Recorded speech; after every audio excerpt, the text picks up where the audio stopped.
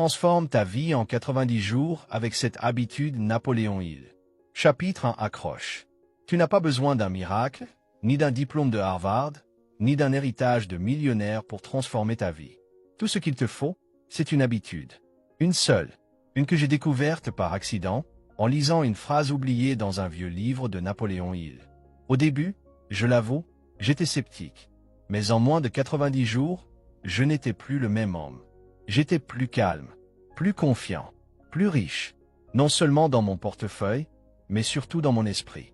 Et aujourd'hui, je vais te révéler exactement quelle est cette habitude, comment elle fonctionne, et pourquoi presque personne n'a le courage de l'appliquer jusqu'au bout.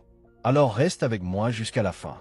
Si tu as plus de 20 ans, que tu sens que ta vie n'est pas là où elle devrait être, et que tu veux un vrai changement, cette vidéo est pour toi.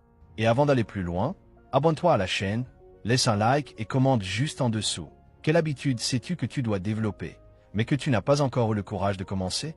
Chapitre 2. Mise en contexte. Napoléon, il n'était pas millionnaire. Il n'a pas fondé une grande entreprise. Et pourtant, il a transformé plus de vies que n'importe quel gourou moderne. Pourquoi?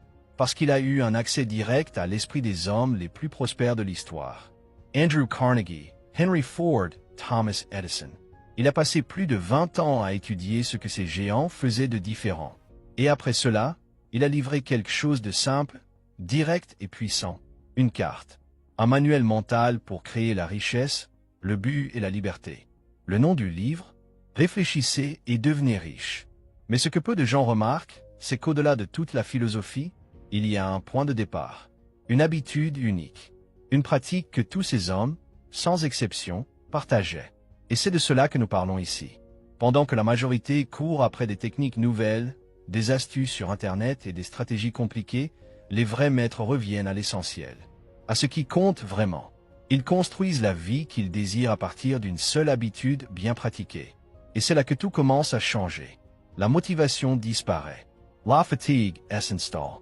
Mais l'habitude reste. Et cela change tout. Parce que c'est l'habitude qui transforme le désir en résultat. Le rêve en réalité, et l'homme ordinaire en un homme inarrêtable. Chapitre 3. Le problème. Le problème, c'est que la plupart des hommes vivent comme s'ils avaient tout le temps du monde. Ils se réveillent fatigués, appuient sur le bouton répété, courent pour survivre à la journée, et à la fin, ils répètent le même cycle. Les années passent, les opportunités disparaissent, et tout ce qui reste, c'est le regret. Pas parce qu'ils manquaient de talent, mais parce qu'ils manquaient d'habitude. Ils manquaient de but. Il manquait du courage de faire ce qu'il fallait faire chaque jour, même sans envie. Nous vivons dans un monde de distractions. Réseaux sociaux, séries, notifications, tout est conçu pour capter ton attention. Et plus tu es distrait, plus tu es éloigné de la vie que tu veux vraiment. C'est là que le piège apparaît. Tu as l'impression d'être occupé tout le temps, mais tu n'avances nulle part. Toujours à commencer quelque chose de nouveau, sans jamais rien terminer.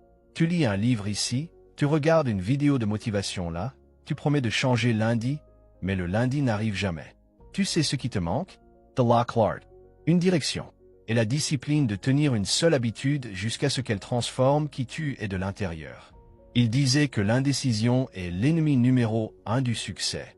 Et que l'échec commence quand tu laisses la routine décider de qui tu deviens. L'homme moderne veut la liberté, mais vit comme un esclave des distractions. Il veut être riche, mais dépense tout dans des choses qui ne nourrissent que son anxiété. Il veut du respect, mais ne respecte même pas sa propre parole. Voilà le point central. L'échec n'est pas un événement. C'est une accumulation de négligence quotidienne. Et le succès, c'est la même chose, mais à l'envers. De petites habitudes, de petites décisions, répétées avec constance, même dans les pires journées. Surtout dans les pires journées, parce que c'est là que la vraie croissance a lieu. Chapitre 4. La révélation. Napoléon, il a interviewé les hommes les plus puissants du monde. Et tu sais ce qu'il a découvert? Qu'ils avaient tous, sans exception, une pratique quotidienne commune. L'habitude de définir un but clair et de le répéter à voix haute, avec émotion et conviction. Cela semble simple, presque ridicule. Mais c'est là que réside le pouvoir. Il appelait cela un but déterminé. Et il disait qu'aucun succès n'est possible sans lui. La plupart des gens se lèvent sans savoir ce qu'ils construisent. Sans plan, sans pourquoi. Ils vivent en réaction, au lieu de créer. Mais les hommes qui construisent la richesse et la liberté commencent leur journée en se rappelant qui ils sont, ce qu'ils veulent et pourquoi ils font ce qu'ils font. Et ils ne font pas que le penser. Ils l'affirment, à haute voix, avec énergie, avec vérité. Ils répètent leurs objectifs. Ils visualisent leur avenir. Ils ressentent la victoire avant qu'elle n'arrive. La première fois que j'ai lu ça m'a semblé exagéré.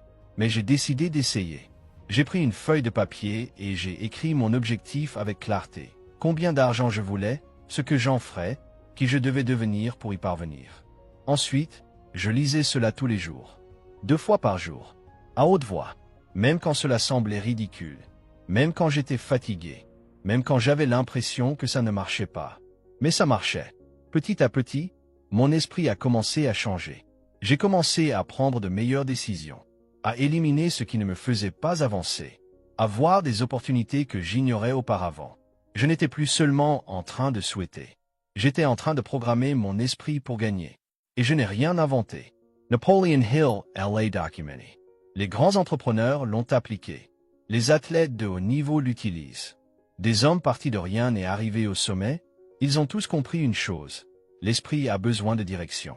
Il a besoin de concentration. Il a besoin d'un commandement. Si tu ne programmes pas ton esprit chaque jour, le monde le fera à ta place. Et le résultat, tu vivras une vie que tu n'as jamais choisie. Cette habitude simple, puissante et oubliée est le point de départ. Écris ton objectif, avec des détails. Lis-le à voix haute, le matin et le soir. Ressens-le comme s'il était déjà réel. Et répète-le, même quand cela semble inutile. Parce que c'est là que la magie opère. Dans l'invisible, dans le silence. Dans cette habitude quotidienne que personne ne voit,